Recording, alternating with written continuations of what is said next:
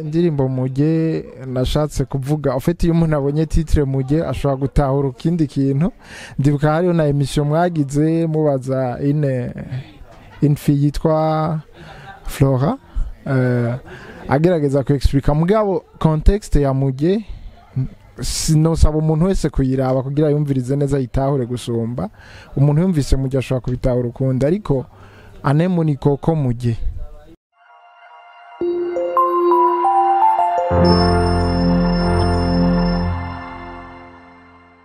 Yo, what's up man? Mumeze bien, mumeze cool. Banzugiye notification kwanza. Banzugiye notification muri kuri channel yacu ya Black TV kugira ngo uzibere wa mbere ko nkama notification y'ibiganiro byacu gira ico bitwa subscribe. Ugire like na comment. So guys, uyu munsi turi muri Village Market ahantu bitwa muri F8. Muri F8 twasanze umuntu agatanguye kutwigira mbega ninde akoriki aha tumusanze haje kwakoriki Jean ibintu nk'ivyo no artiste murabona yuko ari umuntu kabisa ameze bien wikwafe bien agaritsa amaso kabisa ona kari umusore nyene bibigango wa sana kabisa. So guy beat ni sawa ego umeze bien meze neza no kwindashima ego apart yuko je nshobora kwanda kuzi abantu batakuzi hariya reka tugusabe ubanze wintroduise banze wivuga ati ndi naka nkoruku ibi nimbayo nkuko nuko Jean kugira ngo abantu bakumenye do plus. Nitwa Ndikumana Olivier ariko nitwa mu muziki ndi DJ Oli anemo ndumuririmbyi wo mu Rundi nkaba nkora umuziki ego nk'umuririmbyi ego. DJ Oli yatanguye akazi kiwe neza na neza ryari yatanguye carrière y'ubu DJ ryari? C'était en 2011 niho nari umu DJ nakora mu studio agiye mu quartier comme DJ nyene umuntu ntanga imiziki mu makarte mémoire kugira enregistrement ku ma CD ego ndabibandanya gushika muri 2013 ego hanyuma kubera ubuzima ishure nyene kugira nagira ntangure kaminuza mbona umwanya wo kwishuri n'umwanya wabyo uko ni ibintu bisaba kwisacrifice cyane kandi ugasanga umuntu akora mu ijoro nkabona rero n'ubuzima narisanzwe mbayeho muhira ntibibagwa neza le fait ko nta ijoro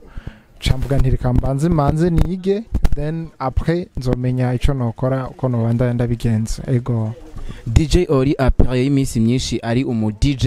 akorera mu studio aho onye nkuko onye atanga indimbo ku makate mu ma flash n'ahandi yahavuye yiyumvira kuba umu musicien donc kuba umu artiste kugira ngo azasora indimbo ziwe biciye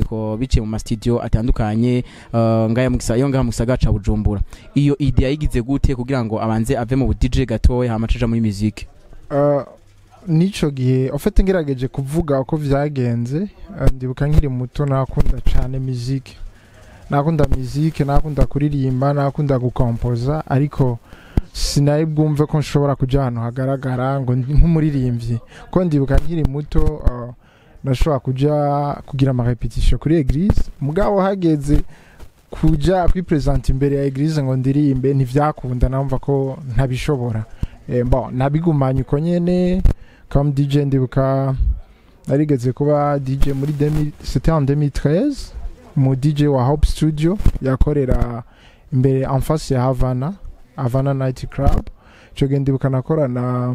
muri studio n'abantu bitwa ba Clovis akora muri Agap Record bafise studio na Liza ujya muri Wasafi no yari mu producteur cyo gihe ndavyibuka nagumye rero afite nakora ibiraka aho nyene muri Hope Studio ego rero mu nyuma après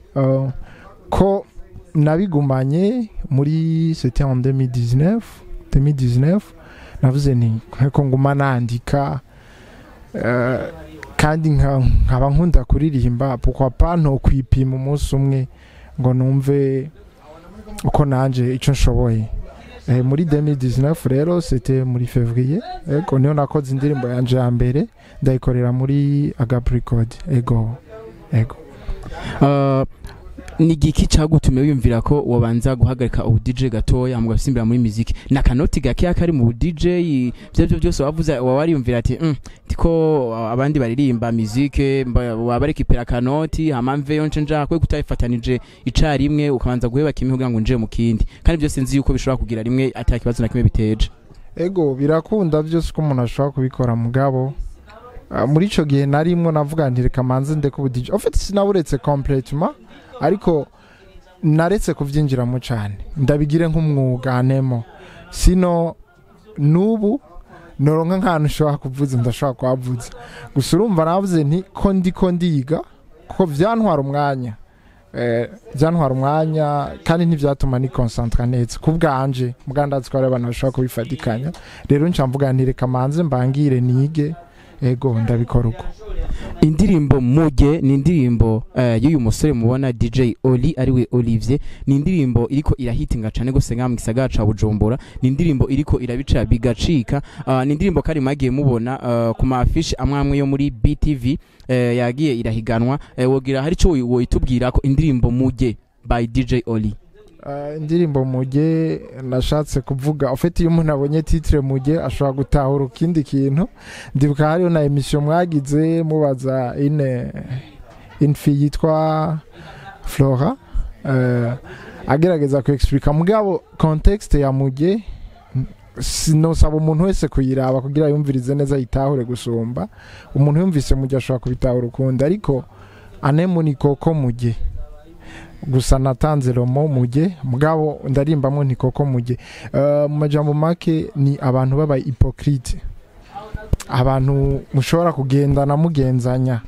ni ibintu tubayemo mu buzima busanzwe umuntu mashaka kugendana ukibaza ngo n'umugenzi mugatara umugenzi. Mu majambo make nivyo nashatse kuvuga umuntu yumvirije context arabitahura neza nabivuzemo ego. Aho rero ni mu gihe nga mu gisagara ca Bujumbura abarimvyi bamwe bariko barahitingisha indirimbo zo bazaye amatitre nka Cumba by Natasha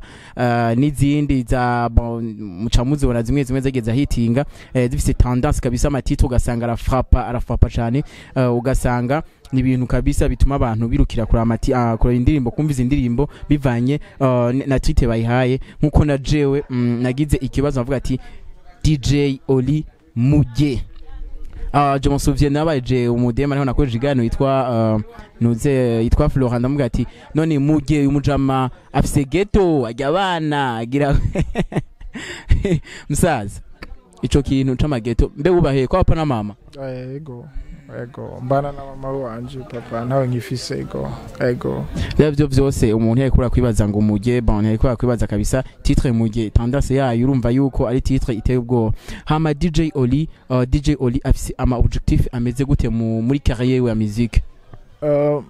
Ndashaka ko umuziki wanje ugera kure, cyo ni cyambere. Ca kabiri ndabona ko hariho talent nyinshi mu Burundi, abana b'abaririmbyi bakiri bato, hariho nabakuze c'est vrai mugabo badafise les moyens zo gushika kuco bifuza. Rero ndavuga nti umuziki wanje mu gihe hotera imbere ndakeneye gufasha abandi, ni naco kintu ca mbere numva mfise nk'umutwaro kandi kimbabaza ego. Ivyo biri mu bintu numva nshaka guheriza ubwa mbere na mbere ego. Byo byose kugira ngo umuziki wawe utere imbere si ibintu uri kuriyumvira gusa ngo ucugenda kuvuga ngo ko navuze ko umuziki wanje ko nshaka utere imbere, hariho ivyo uri kurakora kugira ngo umuziki wawe utere imbere. Ni strategy izihe uri kurakoresha kugira ngo umuziki wawe utere imbere byanse bikunze kugira ngo uce ko aba Vizo ba Sadbi ba Koli bande aba musiciens benshi nga mu gisagara ca Bujumbura, ni zi strategy uri kurakoresha strategy wabo canke donc ni aho ushaka kugera uri kwakoresha strategy? Kubwanje mvuze nti stari nkizi wabo ariko kimwe gusa ahari shaka harashika. Cambere cyo shirimana imbere, Imana yashobora gutuma vyose kuko ni benshi twoba twatanguriye rimwe mugabo bataragera no kuri intambwe jengezeko. Ica kabiri no gukora cyane kuko iyo uri mu kintu iri kurarondera ikintu haba ibintu byinshi biguca intege mugabo malgré tout negerezwa kushira hamwe ngo vuzi wanje nkore kandi ndiko ndagerageza kurondera gucukura cyane mu muziki kugira ngo nshobore kwama nkora ibintu biryohera benshi, pas juste pour kuvuma mugabo nk'indirimbo Muge ngerageje kumviriza abantu yarabatushije cyane. Alors ni muri yo sense nyene kandi biranyorohera kwandika indirimbo nkazijya, ngiye kwandika nyinshi nkazijya kuko abantu bambwiye ati ni vyiza ko wogira akantu wisangije kuko ni bake bandika nkuko wandika. Rero ndi muri iyo nzira nyene kandi abantu bakurikirana ibikorwa vyanje babikunda banyitege nka Ori bazomenya ati ni sinyatire ya DJ Ori ego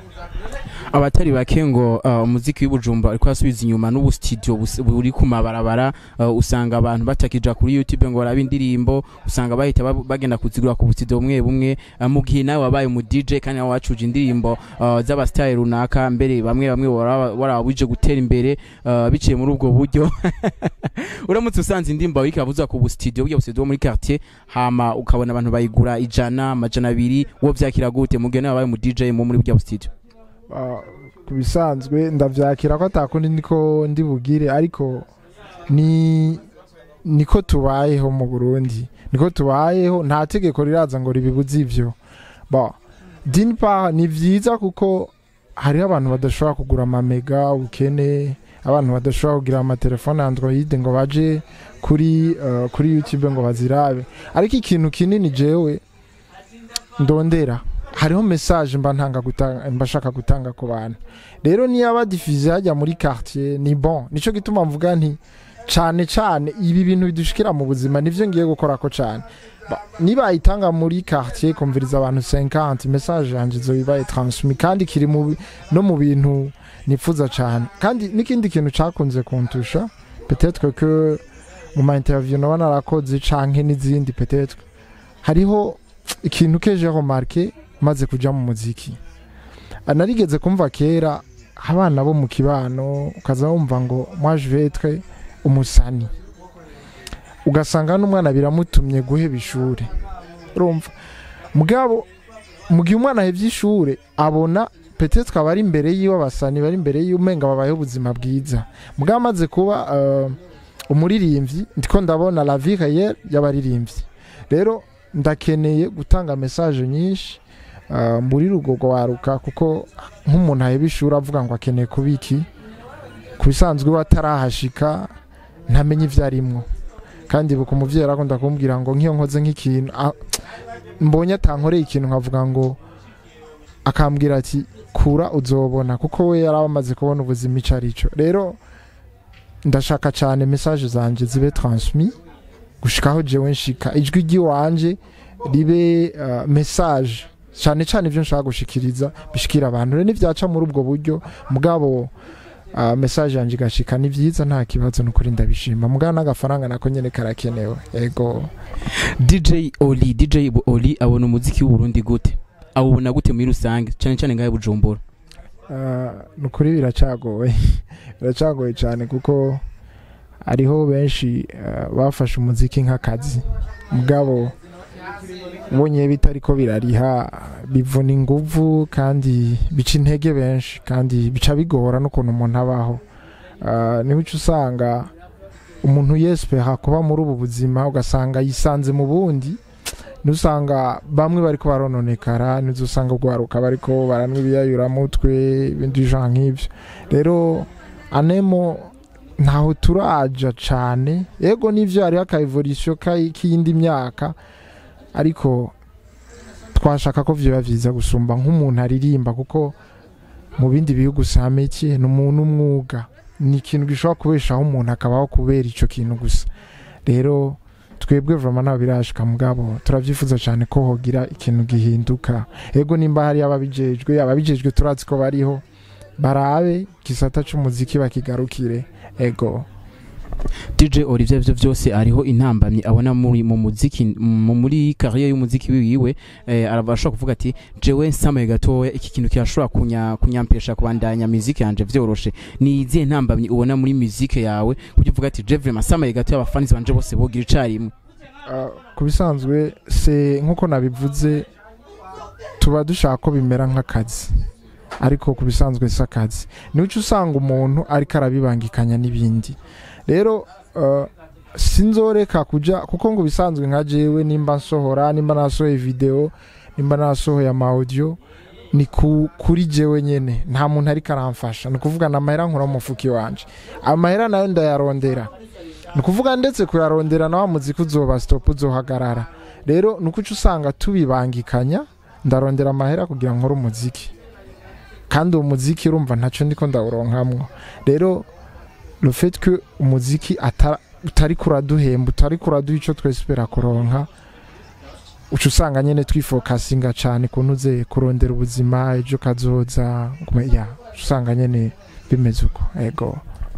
byo byose DJ Oli arafise umu inspirateur we arafise umuntu arabira akavuga ati vraiment shaka kumera nka runaka haba ngaha mu Burundi canke kwisi yose nzima urafise umuntu warabe ko avuga ati je vraiment muri industry yanje ya musique shaka kumera nk'uyu muntu shaka kurimba nk'umuntu shaka kumera nk'uyu muntu wewe ninde akwinspire hanze no bambesha ariko surtout abaririmbyi b'abarundi baranyanspira cyane kuri question kuririmba bwa kubaho uravuga ati nanje ndashaka kuzobaho nkanaka nkandi bien sûr nkandi kubisanzwe nk'abaririmbyi bo hanze bobo urabona ko babayeho neza yego bwa kuririmba ni mu Burundi kuko n'indirimbo z'abarundi nizo numva cyane nizo ntahura iki kirundi cyo wacu ego shaka ro kumenya mu Burundi umuntu uvuga ati je nshaka kumera donc shaka kurimba nkawe shaka kumera nkawe shaka guitinga nkawe donc umuntu ufananye de plus uvuga ati je vraiment uyu muntu you know vraiment c'est mon inspirateur umuntu umwe no bambesha kandi kubesha sinkunda kubi cyangwa wase kubajyanisha oya nubashatse kubesha kuko deja je ugerageje kumviriza ingene ndirimba ni nka jewe nyene kandi bifesi no mo rappel ni nka jewe nyene fizo ni nka fizo nyene je basi ni je parce que n'umuntu yambwiye ati ikintu no gusaba umuntu wa mbere atangwe gushobora indirimbo zanje zije habona yitwa Bedel yambwiye ati ufisijwe ukuntu uririmba nivyi wawe nyene biri unique rero guma ari wowe wenyene ubandanye kandi c'est vrai kuko ninagenda kwigana abantu peut-être ngira ntavyo noshobora peut-être usanga ndiko ndagira amakosa menshi rero ni jewe nyene ndumva shaka serma gusa ndashaka kumviriza nti naka yabigenjeje uko muri aka kamelodi ego mugabo kuririmba ndirimba nka jewe nyene DJ Oli akajambo kanyuma kwa kurikiye Black TV cyambere manzi ndabashimire kandi ndabibutsa kugira subscribe kuri channel yanyu ya Black TV hanyuma abantu bashaka kumenya ibikorwa byanje baje kuri YouTube bashaka kubibona ni DJ Oli Burundi bashaka kuca bazibona indirimbo zanje ndafise na page ya Facebook ndakoresha na Instagram ni DJ Oli hanyuma mpanure umuntu wari wese azokumva iyi emission nimba ufise ikintu ushaka gushikako mu buzima bw'iwawe peu importe ibintu bikwampesha kugikora gwanira indoto yiwawe gwanira ico kintu ushaka gushikako kuko uno munsi nimba ukoze ikintu ntigikunde peut-être que hindura umukenyoro canke wongereza ingoga bizokunda kuko peut-être n'igihe kiba kitaragera mugabo